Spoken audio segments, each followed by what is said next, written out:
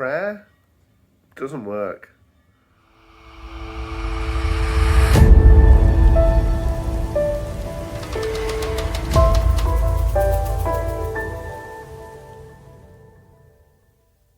Hi, I'm Richard, the Yorkshire Atheist. Now, in the last video, I was in the great outdoors in the Yorkshire countryside. Not so much today, I'm in my living room. It's chucking it down outside, which is grim filmmaking weather, especially when I'm just talking and I can be sat in my own house with the central heating on, even though it's May. But today I'm here to talk about prayer, which is a topic that I find really interesting because it comes into a number of different areas of religion. And now everything I talk about is going to be heavily Christianity focused because that's my experience. Oh, sorry, I thought there was just one go past the window. That's my experience, and so I just wanted to, talk about prayer in my past life as a Christian. Past life, not like reincarnation past life, but in my former Christian days. And then just the whole idea and why it just doesn't make any sense to me.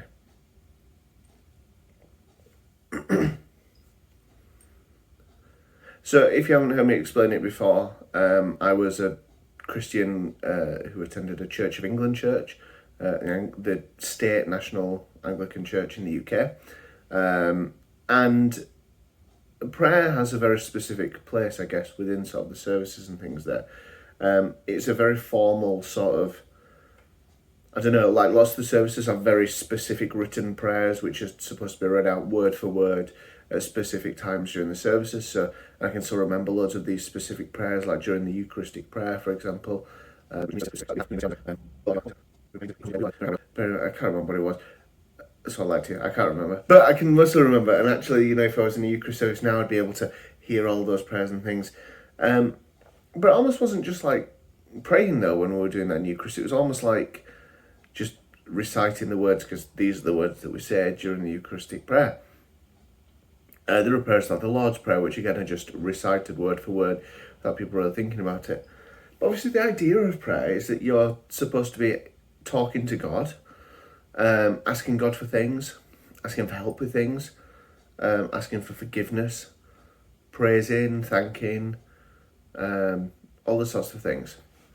But I just want to sort of think of a scenario. So let's say, for example, that I've applied for a job and I'm praying to God because it's on my mind a lot. I'm saying, dear God, please help me have the wisdom and the fortitude to, fill in the application form correctly and all of that lot. Please help me because I really need this job in my life. It's really important to me. And you fill in the job application and you get shortlisted for an interview.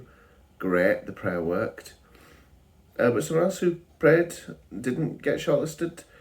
And then at that point, it's very difficult to determine, isn't it? Like whether the person who prayed got shortlisted because they prayed or whether just because they're a better candidate.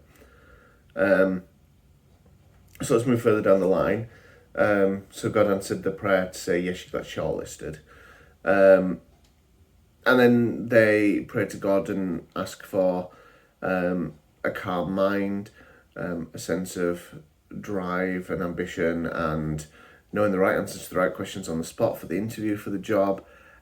And then it comes to interview day and they don't get it. Now, was that God granting the prayer for one and not granting for the other? Again, it's hard to tell.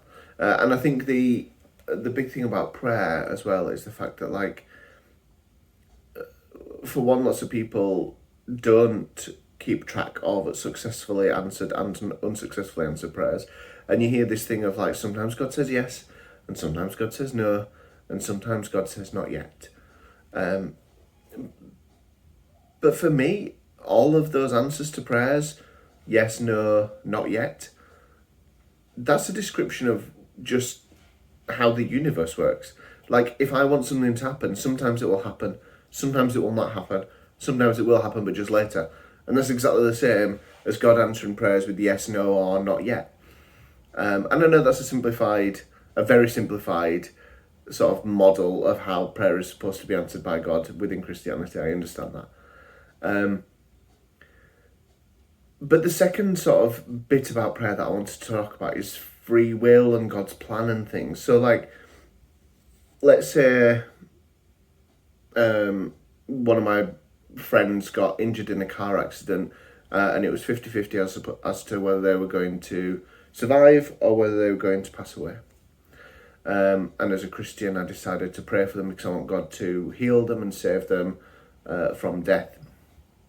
Now, lots of people talk about how everything in life happens because it's part of God's plan. And so either God's plan is for that person to live or that person to die, and presumably the person praying for whoever it is that's, on death's door won't affect God's opinion. It's not like God was like, oh yeah, let's let him die, and then he was like, oh, there's some humans down there who want to save this person. Oh, I best do then. That doesn't make sense as a model, because if you believe that God is in charge of everything that happens, how on earth do you think prayer would affect or change his mind on anything? God is God, and if everything is part of his plan, God already knows whether or not you're going to pray. God already knows the words exactly that you're going to say. God already knows the thoughts and feelings that are going through your mind as those prayers are being asked for. I just looked to the window again because there was actually someone who posted something through and I don't know who it was.